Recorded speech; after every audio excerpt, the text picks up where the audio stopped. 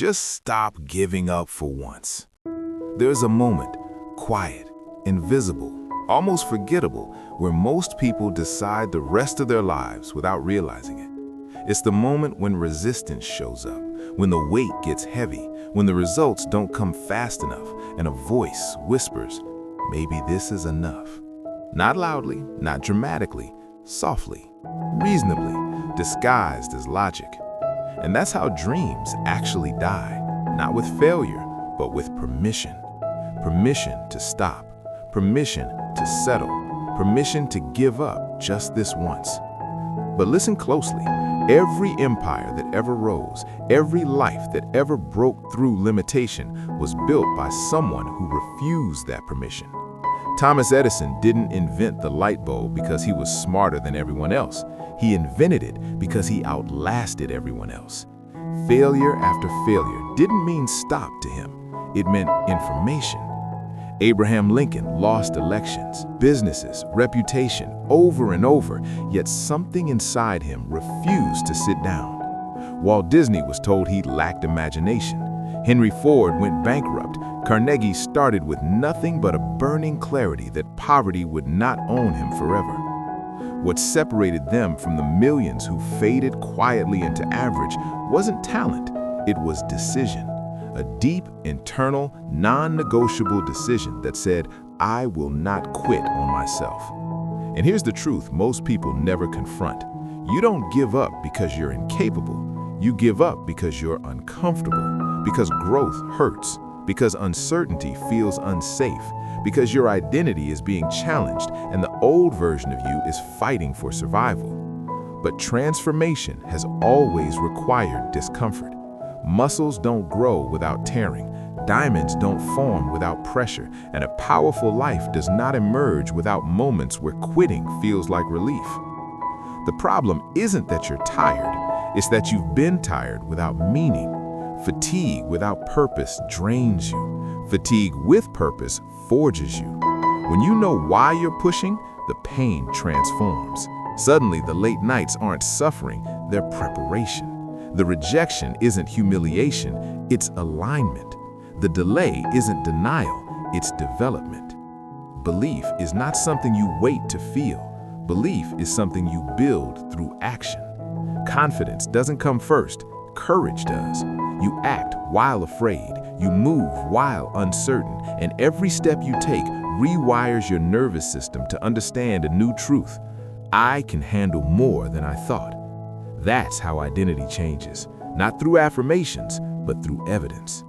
Most people let their past decide their future. They look backward for proof of what's possible. But the past is a liar. It only tells you what you've done, not who you're becoming. Vision lives forward. Clarity lives forward. Your future requires a different set of rules than your past ever did. And until you stop measuring tomorrow with yesterday's limitations, you'll keep repeating the same cycles with different excuses. You don't need more time, you need more truth. The truth that waiting for motivation is a trap. The truth that discipline is self-respect in motion. The truth that nobody is coming to rescue you, and that's not a curse, it's freedom. Because if no one is coming, then nothing is stopping you except the story you keep telling yourself about who you are. And stories can be rewritten. At some point, you have to stop negotiating with your lower self. Stop asking, do I feel like it? Stop waiting for conditions to be perfect. Perfect conditions don't exist. They never did. The people you admire didn't rise because life was fair. They rose because they decided fairness was irrelevant. What mattered was commitment. Commitment is what carries you when emotion disappears. Emotion is unreliable. It rises and falls with sleep, weather, praise, criticism. Commitment is deeper. It's quiet. It doesn't announce itself. It just shows up every day, especially on the days you don't want to. Your mind is designed to protect you, not empower you. It will always choose familiar pain over unfamiliar growth. That's why fear feels logical. That's why excuses sound reasonable. That's why quitting feels justified in the moment. But logic without vision is a cage. Reason without courage is stagnation. You were not born to manage fear. You were born to outgrow it. And fear only shrinks when you move towards it. Every avoided challenge feeds it. Every faced challenge starves it. Confidence is not the absence of fear, it's the memory of surviving it. Look at your habits. They are votes for the person you're becoming. Every small action compounds. Every skipped effort compounds too.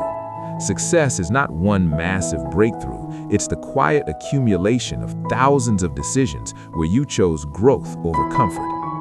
Purpose is not found. It's built. Built through contribution. Built through struggle. Built through choosing meaning over ease. When your life is no longer just about you, your capacity expands. Pain becomes tolerable. Sacrifice becomes honorable. Discipline becomes devotion. Gratitude isn't weakness, it's grounding. When you appreciate how far you've come, you stop panicking about how far you have to go.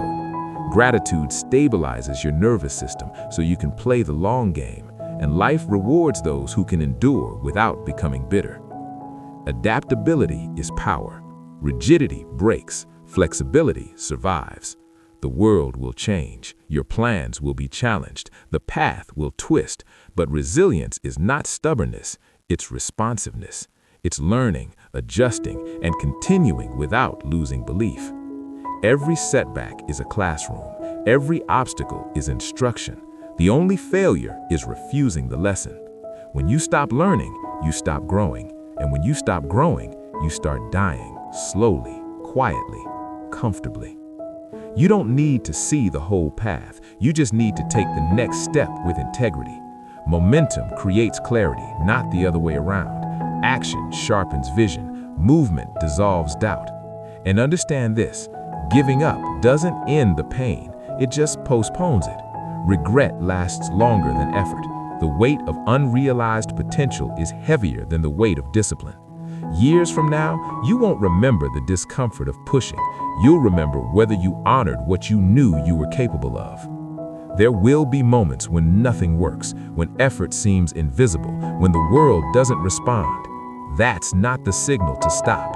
That's the initiation. That's where separation happens, where the crowd turns back and the committed go forward alone. Resilience is built in silence. Nobody applauds consistency. Nobody celebrates your private battles. But history doesn't remember comfort, it remembers perseverance. The strongest steel is forged in the hottest fire, and the strongest people are shaped in seasons where quitting would have been understandable, but unacceptable. Stop asking life for permission.